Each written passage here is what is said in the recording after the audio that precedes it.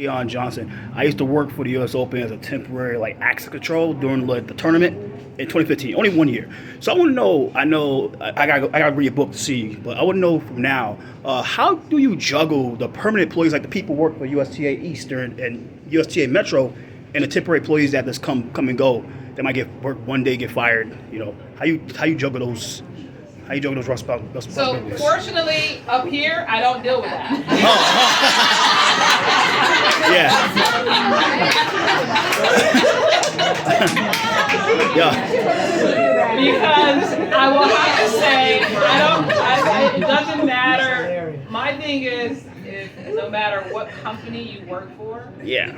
if you're there for a day and then you're not there the second day, it's probably something that person has done to prevent them from being there the second day. There are rules and regulations and protocols with every job that's out there. Yeah. And sometimes those rules and regulations are broken or protocols are crossed, which causes for that. And I think anybody in a working environment has to understand that. A lot of people don't read the fine lines. Yeah, no, I worked the the season, I worked the whole thing. It was wondering how you juggle it. I wasn't implying that it was you. I know. I know. However, there are management levels. Yeah. And that's why we have so many Yeah. here. And thank you for coming. There's so many different managerial levels, and so I haven't really had to deal with Oh, that's it, good. so. That's good. Yeah. Questions? What's one of your huge accomplishments you would say for being president of the USDA? There's several. One main one. I think first of all, just being the president of the USDA was the biggest accomplishment. I was the first Black person in 135-year history of the organization. So that's an accomplishment in itself. Having said that, there's a lot of things that I led while I was there. The completion of the strategic transformation of our National Tennis Center, putting the roof over Arthur Ashe, rebuilding the grandstand, rebuilding Louis Armstrong, building the USTA National Campus. Those were all things that I oversaw with a huge experienced staff. And at the end of the day, you are at the top, but it's not about you, it's about your team that works underneath you or beside you that are really doing the work.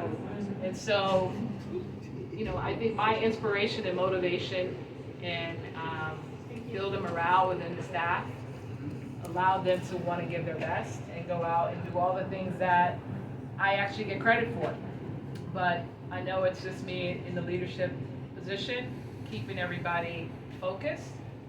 Which is a huge task because not everybody is able to do that. And so I would say that those are the things that I just listed were probably the most important for me. Thank you. You're welcome. Is there anything you would have done differently now looking back at your career?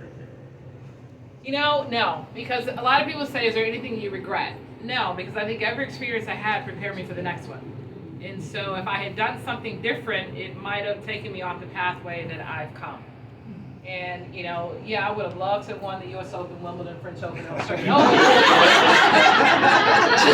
just to name a few. I'm just saying, that's your role when you're a player. But had I done that, who knows where I'd be, right? I'd have 23 Grand Slams working on my 24th by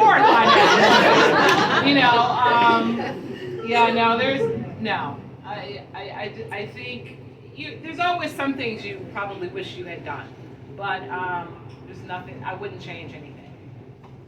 Was it challenging for you to transition from the professional circuit and, for it to be like your hobby?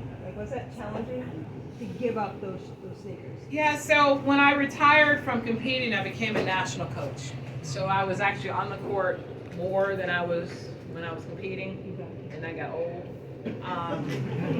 But I did that for 4.5 years, and I retired because I was having injuries and my body was breaking down. And then I realized I was on the court a lot longer as a coach, which I enjoyed. And so I had to step away from that, from the highest level. And then I started commentating. And so commentating was a passion of mine. I studied communications at Northwestern. It was a goal that I wanted to commentate, but at the time when I initially retired, it was really only ESPN and I think USA Network at the time that was USA was doing US Open and ESPN was doing all the other tennis in America, and then NBC was doing the other Grand Slams. But if you weren't a Grand Slam champion, you weren't even looked at to be in the booth. And so I challenged them for years, and I never got in. And then fortunately, Tennis Channel was being created, and I actually reached out to Pam Shriver. We had played doubles, and we were good friends on the tour, and she was in that role. And she had actually pulled me into the booth a couple times around the world to come in for a couple games because she knew I was interested in doing it. It was giving me some experience, which is great. I reached out to her, and she said, she reached out to me and said, Kat, the Tennis Channel is being built. It's going to take a while, but they will go on the air, and that's who you need to go after. And she made an introduction, and I actually knew the CEO at the time, was able to shimmy my way in and speak to them, and I made them feel like they needed me more than I needed them. Lord knows I needed them. But, it was at that time that Venus and Serena were literally number 1 and 2 in the world, and I'm saying, this is my moment. I said, because if you really want to be able to get them and get a great interview after the matches on the court, they're gonna speak to me, but they're gonna shun other people who are out there, and that was really kind of what I told them, and talked about diversity, and that I was their girl, and next thing I know, I was hired. And I never looked back.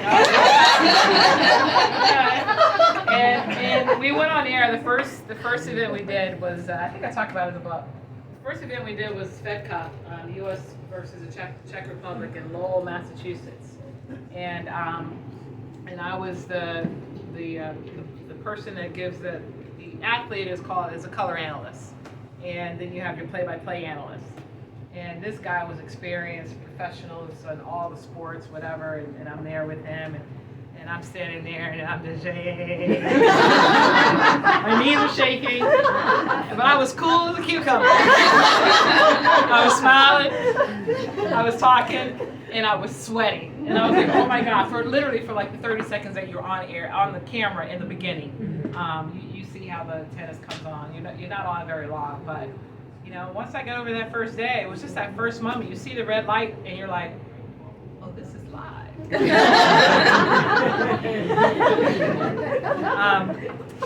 So the transition was gradual because I went through a lot of different stages. Even as a national coach, it was the first time I really had responsibility of others. As a professional tennis player, you're your own boss, right? I'm my own CEO, and even though you're my coach and I take direction from you, I can still fire you. So it's just you learn the business side early as a professional tennis player because you are an individual. You understand the business, you understand where your budget is when you're traveling. If you're not a top player, you're on a budget. You're figuring out where you're staying, who you're rooming with, yada, yada, yada, to save expenses. And this was back in the day when you had to pay for your hotel. All the players get everything taken care of now, but I was playing during that transition before the tour was really. But I joined the WTA board in my second year. And so I started to learn organization and business and thought process and structure through that board and understanding and learning more about the tour. And I got more and more involved every year because I was like, wow, this is interesting, but I wanted to leave an impact and make a difference. And so all of that transcended to go forward. And once I retired and got involved in the USCA board, and from there. So. Can you mentioned earlier the importance of sponsorship. Can you talk a little bit about the people who have sponsored you throughout your career? Yeah, I've had several, and I would say, early on it was a couple of my early coaches to start with, and one of the coaches sat me down when I was 12 and had me write my goals, short, mid, and long term, and I pretty much accomplished all of them. I found that little tablet maybe about 10 years ago, and I started smiling because it ended with